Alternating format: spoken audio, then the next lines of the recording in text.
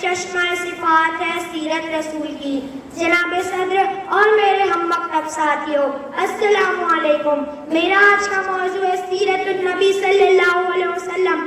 یہ وہ موضوع ہے جس کو بیان کرنے کے لیے ساری دنیا کے درختوں کو قلم بنا لیا جائے، سمندروں کے پانی کو روشنائی بنا دیا جائے، زمین سے آسمان تک خلا کو اوراق بنا دیا جائے، تو یہ تو گمان کیا جا سکتا ہے کہ قلم ختم ہو جائیں گی، سمندروں کا پانی خشک ہو جائے گا اور زمین سے آسمان تک خلا پور ہو جائے گی، مگر میرے نبی پیارے رسول اللہ صلی اللہ علیہ وسلم کی سیرت پاک کبھی مکمل نہ ہو پائے گی۔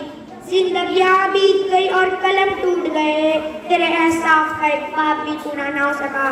جناب صدر، ایک مومن کے لیے، ایک مسلمان کے لیے اور ایک کلمہ گو کے لیے نبی کریم صلی اللہ علیہ وسلم کی ذات گرامی مرکز و محور ہے، یہ ایمان و اعتقاد کا منبع ہے۔ یہ زمین، یہ آسمان، یہ طرفین، مشرقین اور مغربین نبی کریم صلی اللہ علیہ وسلم کی جلوے دیتی ہے، مگر نبی کریم صلی اللہ علیہ وسلم تو وراء الورا ہے، ہماری پہنچ کی حد سے بھی زیادہ والا کر۔ آئیے آج سے 1400 سال پیچھے چلتے ہیں، جب آج سیارہ نہ تھا، آج کا طیارہ نہ تھا، ایٹم کی آہنگیں نہ تھی، مشینوں کی دور دور تک کھڑکھڑاہٹوں کا نام و نشان نہ تھا۔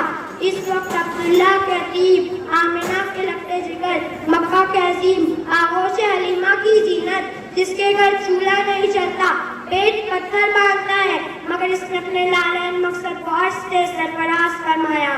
نبی آئے تو سر آفرینش پائے گی دنیا، اندھیروں سے نکل کر روشنی میں آئے گی دنیا، سوتے ذہنوں کا زنگ اترا اور بجھے چہروں پر نور آیا، حضور آئے تو انسان کو جینے کا شعور آیا۔